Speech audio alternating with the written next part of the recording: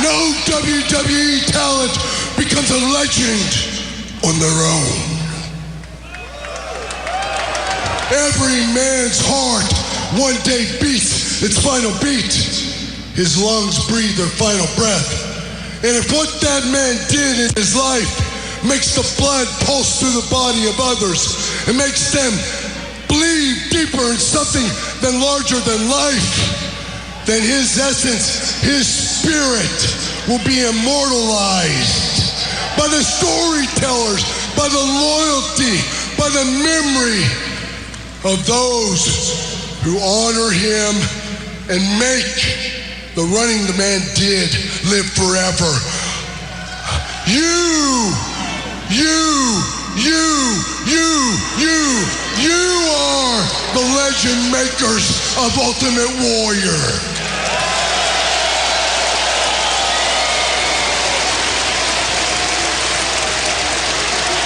In the back, I see many potential legends, some of them with warrior spirits, and you will do the same for them. You will decide if they lived with a passion and intensity, so much so that you will tell your stories and you will make them legends as well. I am Ultimate Warrior. You are the Ultimate Warrior fans. And the spirit of Ultimate Warrior will run forever.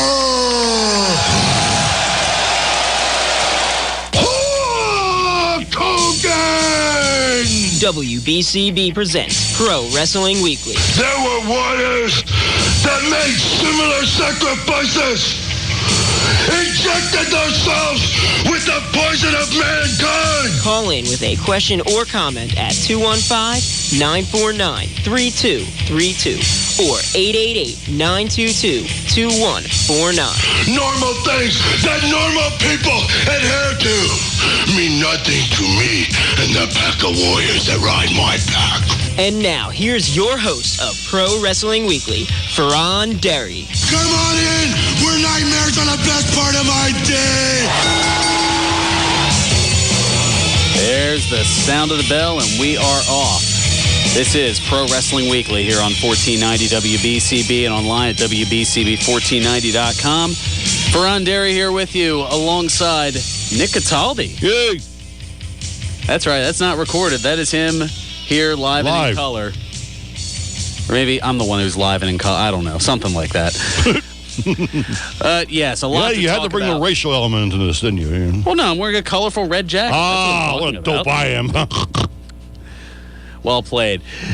Well, I guess where to start other than the lead. Beginning. I know, the beginning. Yeah, that too. The Ultimate Warrior, completely trumping everything that went on with Wrestlemania, the Hall of Fame. Just one day after addressing the WWE Universe on Monday Night Raw, as you heard in the opening clip there, and 3 days removed from his induction into the WWE Hall of Fame, Jim Hellwig, better known as the Ultimate Warrior, died this past Tuesday at the age of 54. Witnesses saw Warrior clutch his chest before collapsing en route to his car from an Arizona hotel. He was rushed to a hospital and later that evening pronounced dead. The speech that Warrior gave on Raw was eerie in that it gave the impression that he knew his death was imminent, saying no WWE talent becomes a legend on their own. Every man's heart one day beats its final beat. His lungs breathe a final breath. And lo and behold, 21 hours or so after he says that happens with him.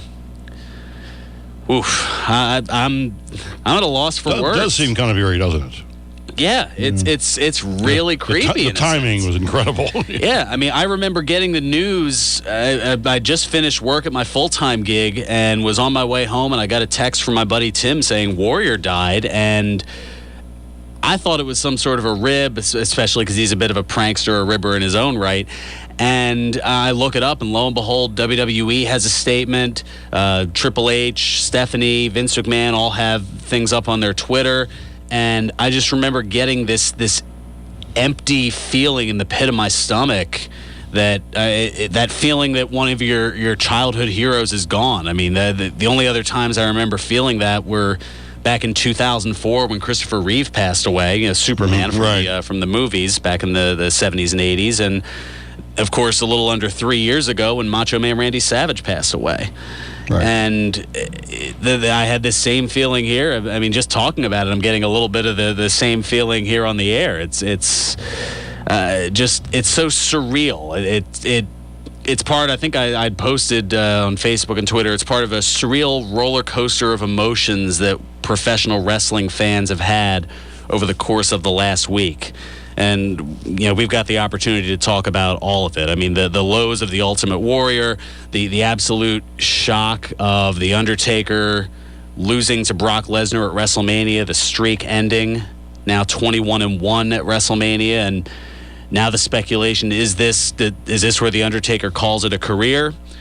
Got questions about that, to the highs of Daniel Bryan winning the WWE World Heavyweight Championship, and a few smiles brought on from the Hall of Fame induction speeches last week, including Mr. T getting the hook, running too long, and Kane having to come out and have him wrap it up. And just all kinds of entertaining things in between. He's a bit of a schmo.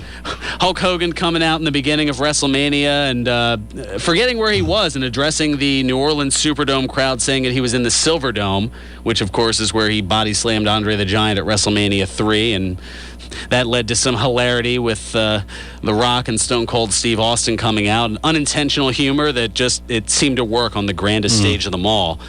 And we've got a ton of news, a ton of notes. We've got room for your reactions. It's an easy mistake, though, I think. Yeah, I mean, how many times has Hogan talked about the Pontiac Silverdome? Right. And it's fresh in his head. And dome, and it's. Yeah, these things they definitely happen. Slip of the tongue. Yeah, but of course it did make for a good, response. Actually, one of our listeners, Bob here on the page, noted that something similar happened with us here at BCB during the new news yesterday. I can't believe I'm mentioning this, but they had talked about. They were talking about the Phillies game, and right. Said that AJ Lee was pitching for the Phillies.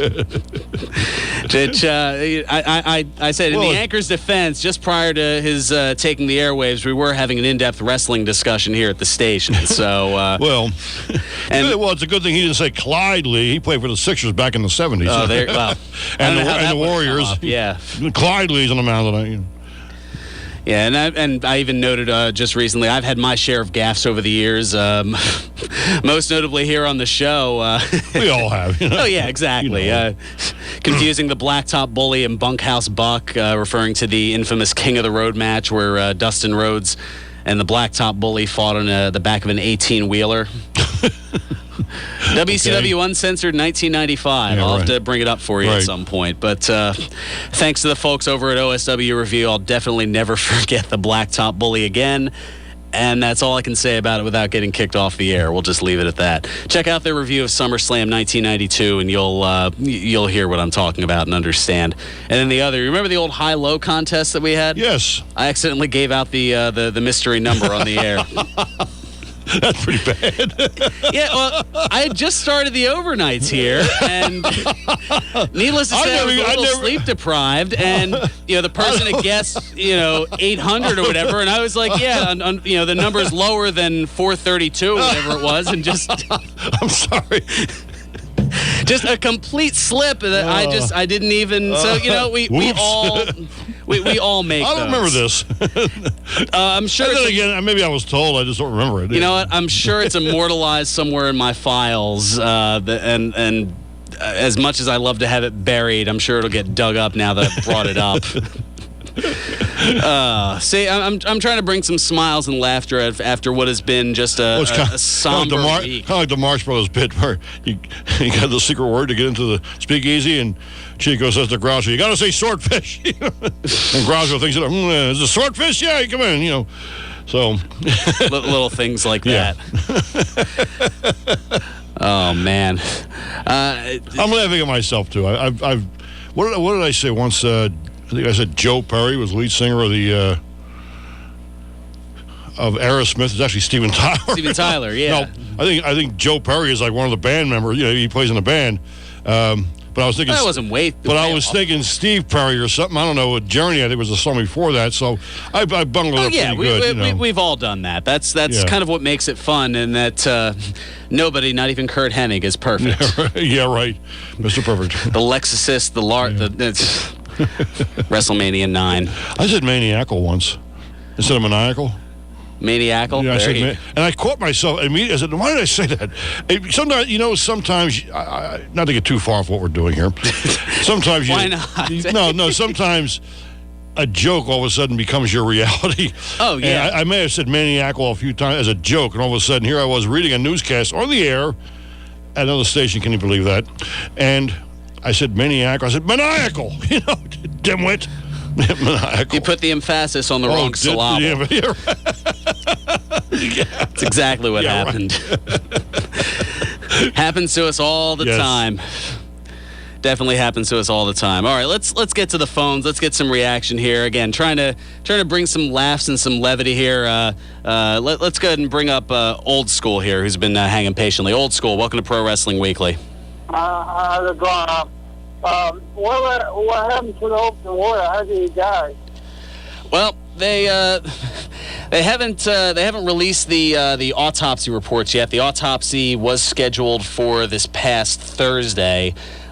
Based on everything that's gone on, I mean, the fact that he was clutching his chest before collapsing, I mean, his admitted history of steroid use, which was kind of overtly exploited earlier this week with the whole HLN, Nancy Grace, which we'll get more into that in a little bit. But all signs are pointing to it being a heart attack. But there's nothing officially released as of yet. Okay, what about the Vista? The black dude Vista, what happened to him? What about he died too? Yeah, he passed away about a month ago, I want to say. Off the top of my head, I'm trying to remember what whether they had a toxic. I don't think anything came up on the toxicology. I think that was a heart attack based on health issues. I mean, it was, he was always a big guy, 6'8", 500 pounds, and he had worked on getting in better shape. Even when I interviewed him a year ago, he looked probably a good 100 to 150 pounds lighter than when you had seen him in the days as Mabel, Viscera, Big Daddy V in the ring. So, but the same type deal, heart attack, only in this case it was more health related from size as opposed to anything drug related. Okay, I appreciate that. You all have a blessed day. No problem, Old School. Appreciate testing my knowledge as always. Very good. Yeah, hopefully I passed. Who knows? No idea. Oh, what a mess. All right, we'll take care of some business here. We'll get to the other side, try to have a little bit of fun here. I know Lucas the Intern, conspicuous by his absence. He had a prior commitment that he had to take care of, and was very disappointed that he couldn't be here. That is not fair. What can you do? I don't know. See, here, just even talking about him. You're going to get me in trouble, and I didn't even do anything. Good. Oh, wow. How about that? As he walks in the door here. As I'm slagging on Lucas for not being here, he just finishes up his game, and he is here in the building. We're going to take care of some business. We'll come back, and we'll get all the thoughts on Lucas the Intern. Good. From Lucas the Intern. Boo! On everything, on everything going on here in the world of professional wrestling. This is Pro Wrestling Weekly here on 1490 WBCB and online at WBCB1490.com. During the break, we're going to have you go grab a dictionary here at BCB and look up the word gullible and see if your picture's right next to it. Written on the ceiling. And now, more Pro Wrestling Weekly with your host, Fearon Derry. It's under the letter F. There are so many places I want to take that, but I can't. Because I like keeping my job. I know that one. Gullible's Travels. Gulliver. Gullible's Travels. You caught some of the Hennig, the Lexicist, the Lart. The Lexicist. Yeah, I thought that was funny. I'm pretty smart. Good times. Nick Cataldi here along. Oh, wait, when did I make you the host here? Fearon Derry alongside Nick Cataldi. And Lucas the Intern doing almost an Ultimate Warrior-like sprint, pretty much coming right from the soccer field over to the BCB studios. Yeah. Welcome aboard, man. What a heck of a week. Yeah, it has been. before we get into business with the Ultimate Warrior, you said bring some light. I got to tell you, I was at my soccer game. The coach from across the field was, he was Dominican. Okay. And he was screaming, and he had like a rest. I'm going to tell you, he sounded like Eddie Guerrero. Like, at one point, I was thinking he was going to go, Viva la Raza! I'm like, Eddie, is that you? Is that you, Eddie? He's alive! Just... oh, goodness. Yeah, it's got... The thing about the Ultimate Warrior, though, which was scary for me, was, like, it was just the fact that he looked so good at the Hall of Fame ceremony. Like, his wife and kids were out there, and, like, the whole thing, he said, you're the best accomplishment, like, to his kids. You're the greatest... And then, there's just so much eeriness to all of it. And like he just, I guess you could say, buried the hatchet with the McMahons. Yeah, he made good with everything. I mean, it's just very shocking. Wouldn't it be weird though if like Vince knew like at one point he was dying or something? I mean, it would be weird. It's just really it's just shocker. And I remember I woke up to it on the news. I just hear my parents were watching the news. Ultimate Warrior, aka Jim Hellwig. Jim Hellwig has died at the age of 54. I'm running out into the living room, and I'm just like, wait, what? Yeah, that is shocking. And then you sent me the text at 12:07. I was conked out actually. Oh yeah, of course. You had school in a few hours. I wasn't expecting you to get it. I just figured I'd give you the news as it broke, and at that point it was maybe about 20 minutes old.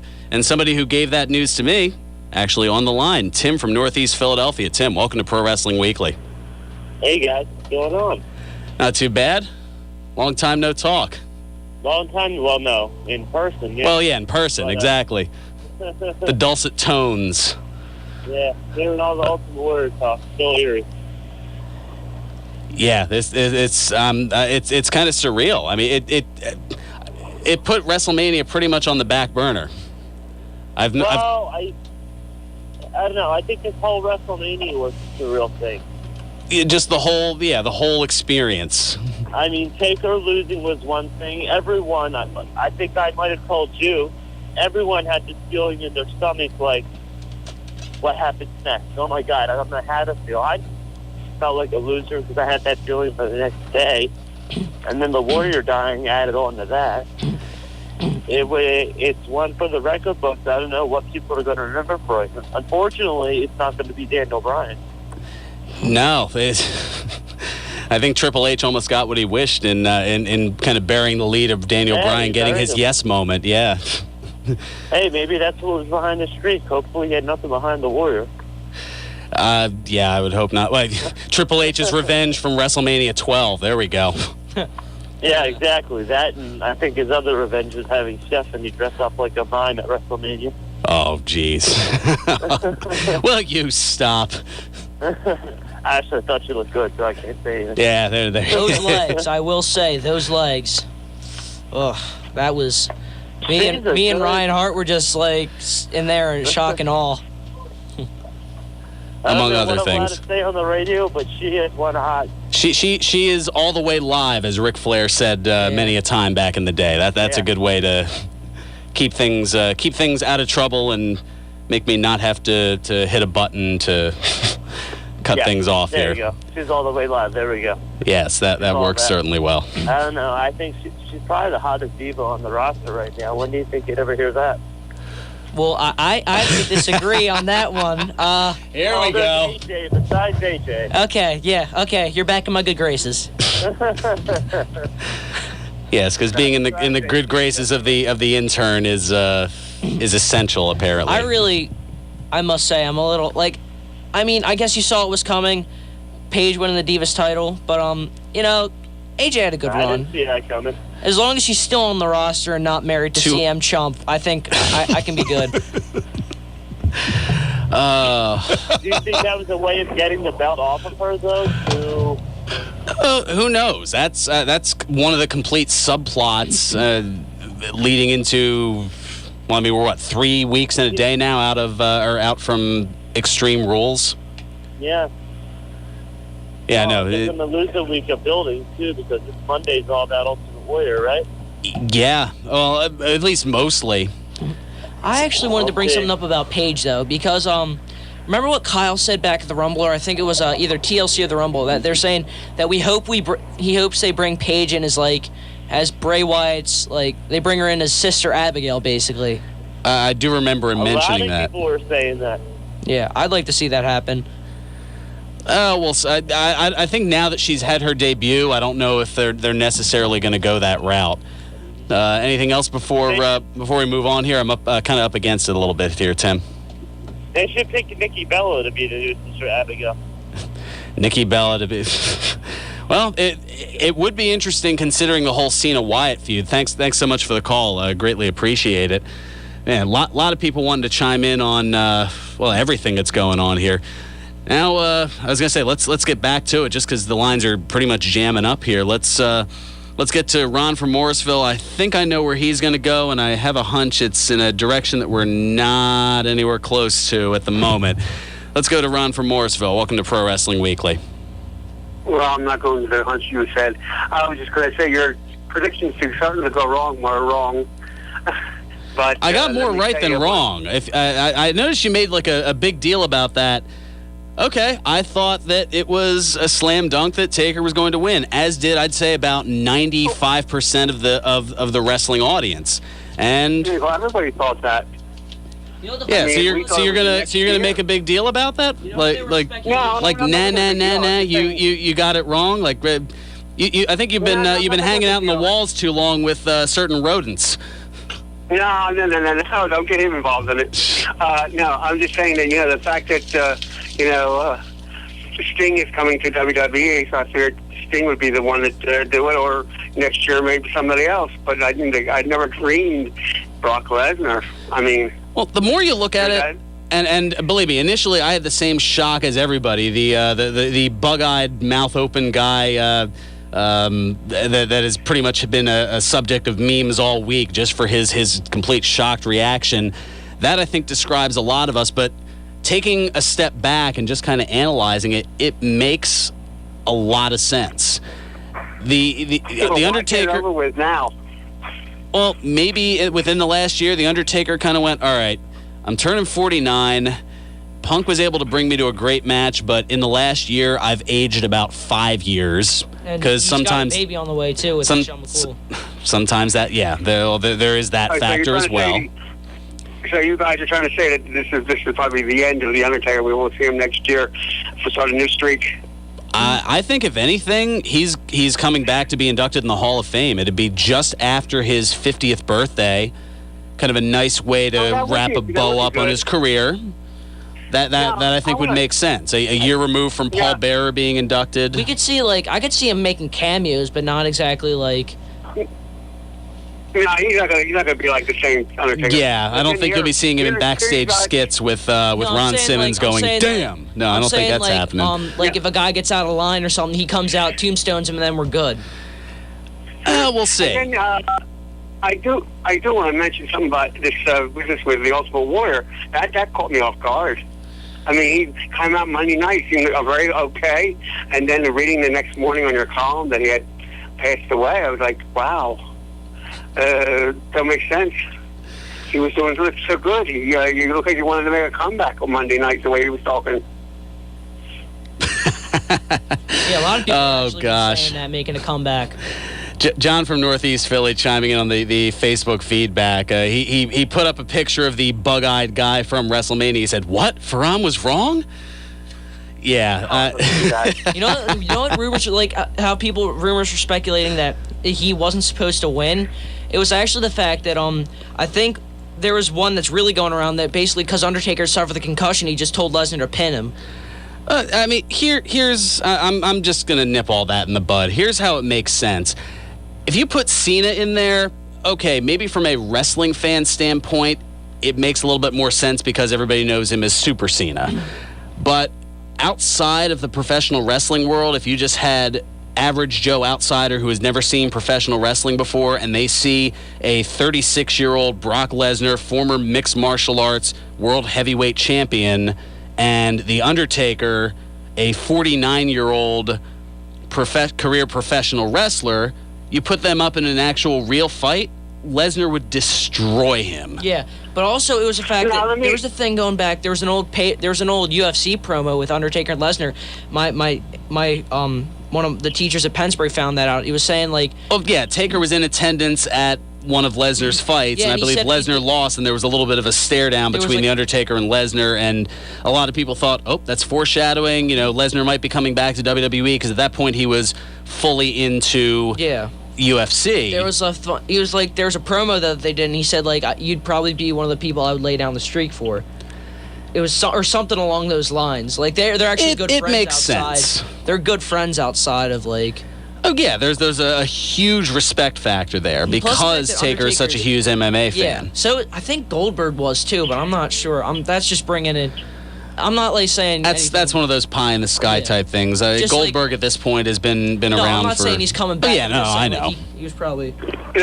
Veron, Yeah, what do you got, does man? it say, Veron, Mm-hmm. what does it say to the other wrestlers in WWE that if they couldn't get the job done, now he got the job done, is that going to make them look bad?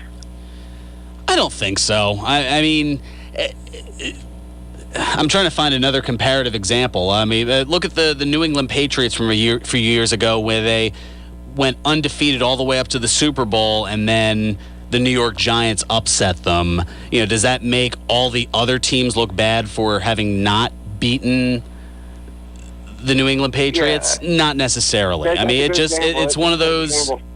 Yeah, I mean, But think granted, about the real movie. sports versus professional wrestling, it's a different animal, but Now, or I'm pro asking football now, versus if professional wrestling. I'm asking if Dixie Carter would have been in charge, do you think she would have gone this way? If Dixie Carter would have been in charge, then I think half the roster would have gotten involved in the main event. Thanks so much for the call, because they love their schmazes and their extensive interference. And I mean, Magnus, when he was champion, couldn't win without some sort of involvement, interference, or something. And now Eric Young's the champ. Woohoo! I actually like Eric Young. I mean, from a comedy, he does the fishing show. I watched that a couple of times, but I mean, could he be championship material? We're gonna have to. We'll see how he does. But it seems like it came from out of nowhere. That'd be like in the WWE. I think it'd be like Santino. Yeah. Winning the WWE World Heavyweight Championship after right now he's involved with all this schlock with Emma and Fandango and Summer Rae. To all of a sudden next week he beats Daniel Bryan and becomes WWE World Heavyweight Champion. Is that really? Yeah. To take from The Miz. There was something. Oh, are you going to another caller? Yeah. The lines are jammed. I don't want to keep people waiting too long here. It's been a zoo today. Everybody wants to get their thoughts on Warrior, on Mania. It's just one of those jam-packed shows. So let's get to Steve from Bristol. Steve, what's going on? Who won the Battle Royal, Braun? Antonio Cesaro. Well, he's not going to take on Bryan. Now, what's the deal? Is Cena going to turn and take Daniel Bryan out? What is the game plan between now and SummerSlam, in your opinion? Well, I think this is where Cena kind of steps back and helps elevate a lot of the younger guys. I mean, on the big stage that is WrestleMania, you kind of needed some shockers, I guess. And, I mean, between The Undertaker and Cena beating Wyatt, I think that was one where a lot of people were kind of penciling in, okay, Wyatt's gonna win this, and Cena's gonna help bring the young talent up. But given that everybody had their yes moment, pun intended, later in the night with Daniel Bryan, you kind of needed to be set up for disappointment. And I think the best way to do that would be to get the most polarizing individual in the WWE to win his match. And who is that? Cena. Correct. Now, let me ask you a question. Would you have been disappointed before Brock took out Undertaker if a Click member would have protected The Undertaker? Would that have bothered you? I think mainly from the standpoint that it wouldn't really make sense in the context of things. In other words, if Diesel or the Heartbreak Kid all of a sudden just interfered in that match and they just threw it out, would that have offended you? That's where I would have thought that Dixie Carter might have been involved in the booking of it. Okay. To take from Ron's question. Well, because I thought the Heartbreak Kid and a guy like Diesel owe The Undertaker a lot. You know what I'm saying? Yeah, but on the same token, I think The Undertaker has the respect for the business that I don't think that his ego would allow him to keep that streak. He grew up in an era of that time-honored tradition where you want to kind of pass the torch on to the younger guys, and he probably saw how Hogan constantly would either give the torch and then take it right back, or just hang on to it, kicking and screaming, and didn't want to be another one of those guys. I don't know. I don't know. If I would have seen Heartbreak Kid off the top rope, knocking him out just before number 3 came through, that wouldn't have bothered me a bit.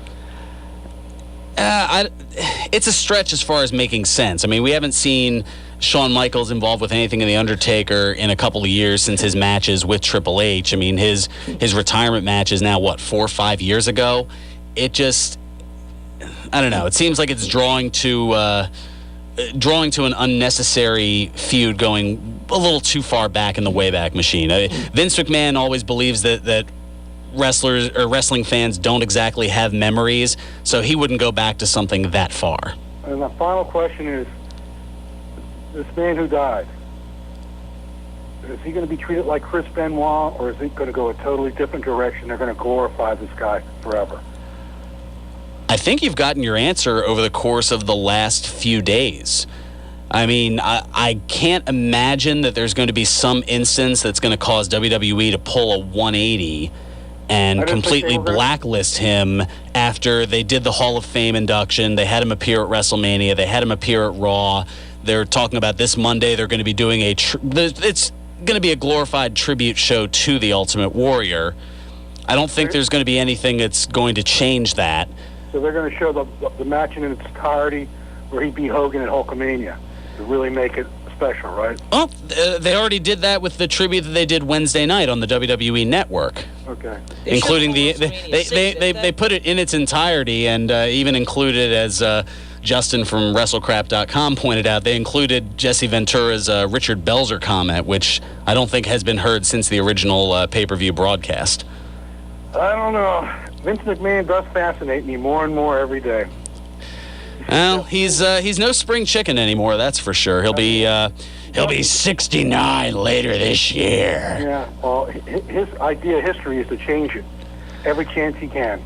Revisionist history to help make money. That's kind of how these things go. Thanks so much for the call, Steve. Appreciate it. Yeah, you do the same. I wanted to talk something about... there was a whole thing about the Taker match with the betting. A guy lost his payroll betting on Taker. I don't know how long it was, but like there's a thing. One of the teachers that I talk to a lot, he does a pro wrestling EOP. He did this thing. He did it for a goof. He bet on the Taker Lesnar match, and it was like you have to pay about like I think it was like $1,000 to get $500 on Taker or something like that. Yeah, because the odds were in the Undertaker's favor. Not that you should be knowing too much about this at the age of as a teenager. But the thing with these betting websites was you could bet on WWE, but the odds weren't that good because it's already predetermined. But there was something they were saying on the Sirius radio show. Mm-hmm. It was like if Taker loses, then they're definitely going to give it to Daniel Bryan because they have to send the fans home happy with something. And makes sense. Once Taker, my teacher bet on the guy bet on Lesnar for a goof, just for a goof. Like he didn't. Oh yeah, one of those pie in the sky long shot. Yeah, I'll throw $1 in, and if I'm lucky, I'll make 80. And one of those type deals. He actually won a good sum of money from the Lesnar match because there were a bunch of other guys in his pool. He won a lot of money, and he took all that money and he threw it on Daniel Bryan in the main event, and he won that. So he got like a good sizable amount actually. It's. Like I feel like I need to throw the disclaimer: bet with your head, not over it. Gambling problem? Call 1-800-GAMBLER. Yeah, I got to look out for the people. It's what I do. But it was just one of those long shot things that basically anything could happen in the WWE, even outside of the WWE. It's like the equivalent of betting the Phillies to win the World Series this year. Yeah, that's not going to happen. Well, not going to happen. Wink, wink. Just in case we go back to the tape later. The 2014 Philadelphia Phillies are No, that's. It's like I'll be your Chase Utley World Bleeping Champions Part 2, right? I'll be your champion when the Angels win the pennant. You know that whole thing. Yeah. They have a better chance of that. Yeah, they probably do. Yeah, we'll see. All right, we'll take care of our second bit of business. We've got Today in Wrestling History. Dan from Chicago on the other side. Lucas the Intern. Nick Cataldi, he's floating around here somewhere. Yay! We're going with the recording since he's not here in the studio. He's getting ready. He's got country music coming up at the top of the hour. More news and notes. A ton to do here. This is a surreal week as a professional wrestling fan, and this is the place to talk about it. The longest-running pro wrestling radio talk show in the history of terrestrial radio. This is Pro Wrestling Weekly here on 1490 WBCB and online at WBCB1490.com. Pro Wrestling Weekly presents Today in Wrestling History, April 12. On this date in 1993, WWF Monday Night Raw aired live from Poughkeepsie, New York. In the main event, Friar Ferguson pinned Chris Duffy. On this date in 1999, WCW Monday Nitro aired live from Yakima, Washington. In the main event, Diamond Dallas Page pinned Scott Steiner. On this date in 2004, WWE Monday Night Raw aired live from Chicago, Illinois. In the main event, Chris Benoit, Mick Foley, Shawn Michaels, and Shelton Benjamin defeated Batista, Ric Flair, Triple H, and Randy Orton in an 8-man tag team match. This has been Today in Wrestling History, April 12. You are listening to Pro Wrestling Weekly with Fearon Dairy.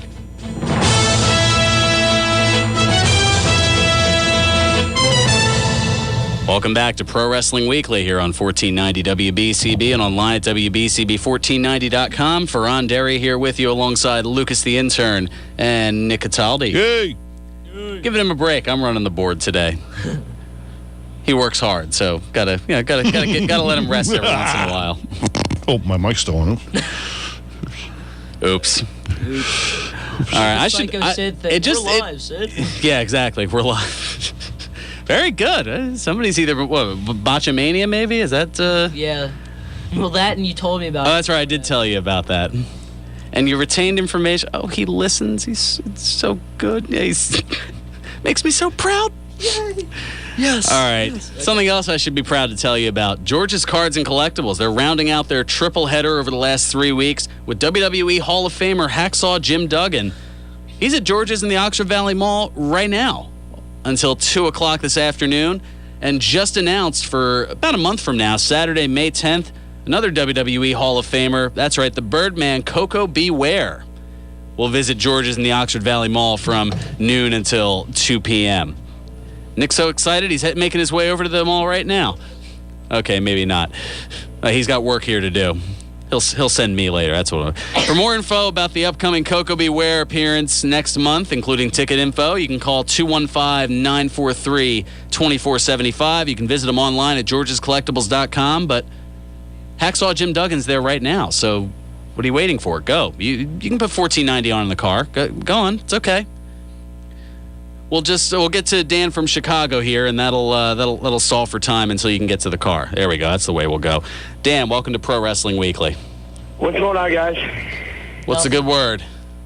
Not much. I guess Vince McMahon in some way may be not happy, but he dodged a bullet. Because can you imagine if Warrior would have clashed in the ring? Oof. Yeah, that could have been an Owen Hart issue all over again. Yeah. Yeah, I thought about that, too. I'm like, wow, he dodged the bullet there. Yeah, by about 21 hours or so. Craziness. I mean, people say that he looked out of breath and everything. Can you imagine that, after he was shaking the ropes and something happened and boom? Yeah, it's scary to think. This whole weekend, this whole week has been scary to just in general. I mean, it was scaringly good in some points, and Mr. T talking about his mom getting the hook from Kane. Kane, the equivalent of Dave Chappelle's Wrap It Up box. I thought Kane was going to tombstone Mr. T because of what happened with Pete Rose. Kane was tombstoned. Yeah, well, I didn't know what he was going to do, but the crowd went nuts when he came out. In a bad way, right? Yeah. Oh, no, in a good way. I mean, they cheered for it. That's what I love about a WrestleMania crowd is they just put passion into everything. Whether it's the Hall of Fame, the night after Raw, the Raw the night after WrestleMania, rather, WrestleMania itself, the Access Fan Festival, which I was fortunate enough to be at last year for Mania 29. They put it all into everything, and that just makes the whole experience that much better. The network worked good for me all weekend. Wait, what was that? The network, the WWE network, it was fine with me all weekend. How about you? WrestleMania was perfectly fine. There were some issues watching the Hall of Fame on Xbox 360. I will vouch for that. It was the fact that he was at my house. It was in the worst possible Wi-Fi point in my house, which is my... It's like right on the fringe, so the connection dropped about 5 times during the broadcast. But you know the thing that I did with the TV, where it was like, it's doing that with my Xbox too. So it's probably something with your Xbox. No, my Xbox. We got it actually like a couple, maybe like last year. We got a newer, not the new one. Maybe you broke it. Not again. Not again. Not again. Did I do that? No, but Well, that's a buzzkill. Oh. Dan, I'm actually glad you called because I wanted to get your thoughts on CM Chump not returning. I'm actually okay with it because you know what? Forget him. Because my thought is, the only thing I can see that is now AJ lost the title because of him. As far as I'm concerned with that, because now she's going to go away and, get married and everything. So I don't know if we've seen the last of her. But I say, you know what? Forget it. Forget it. I think Jake the Snake even put a tweet that he made a big mistake. So you know what? Forget him. I've noticed some changes with Punk anyway the last few months before this. So it's whatever. It's just what bothers me is if he had just went off on Raw and given him a proper send off, give him this is I'm done, I can't do this, or even given a tweet. His Twitter profile has been dark, so if he does come back at this point, it's just whatever, dude. You really you outrode. Really, it was I don't know what. Never mind, I can't remember the reference. I'm kind of bummed out because as a fan, I used to see him in the Indies every now and then, and he would recognize me in the front row some of the time. He would just come by. A pat on the back, thanks for coming out, and then give me a thumbs up. He would see me every month. So I kind of knew him from back when he was first starting up, so that... You knew him way back when. Yeah. So, it's not like we chit-chatted or anything. He would say, thanks for coming out. I said, no problem. So I used to, have respect for him, and now I don't have too much respect for him no more. Oof. It's just sad, because he's one of the guys, this is just like Jeff Hardy coming all over again, at least, but, it's the fact that Jeff Hardy, he was on his way out anyway. Punk just did it, cold turkey, didn't give us, it's right. Just, my childhood, my wrestling heroes are all going out the window now. Right. The ones and I want to talk about The Undertaker, and everything. I was one of those shock fans as well, because I really thought it was going to be streak versus career at Mania for Sting, but they still can do a thing where it's career versus career somehow. But I'm sure people are going to hold out hope for it. Years old. I don't know. I think at this point, Taker's done. Thanks so much for the call, Dan.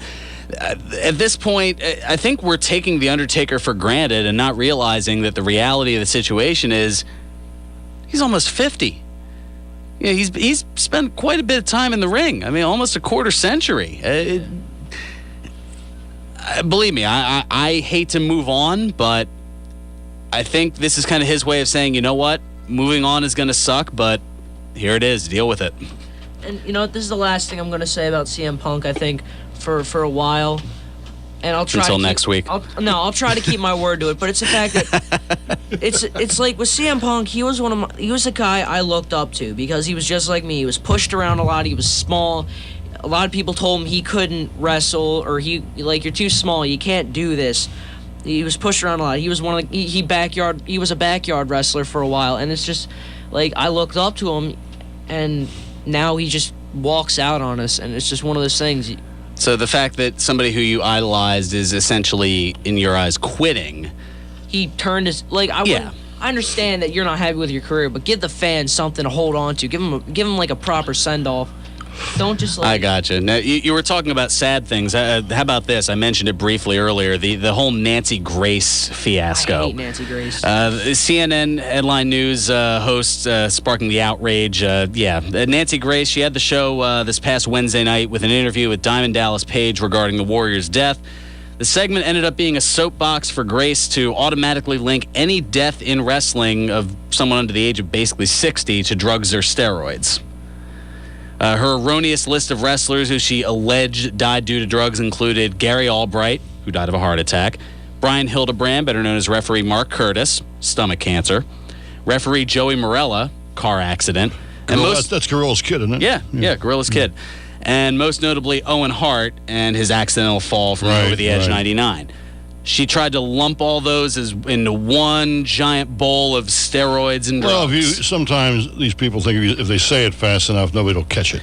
Yeah, in the words of the late Gorilla Monsoon, a fountain of misinformation. Starting with him, but I'll get into that some other time.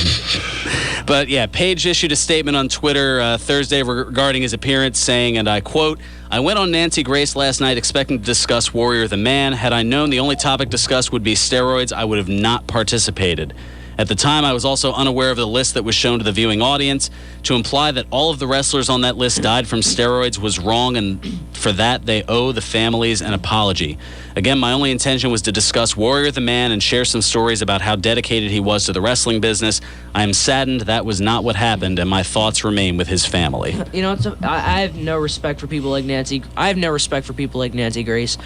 All they want to do is exploit and just try and boost their career, even though it's sensationalism. Even though it's like a couple years past stale. Like, it's just she's a washed up, like, she's washed Careful. up.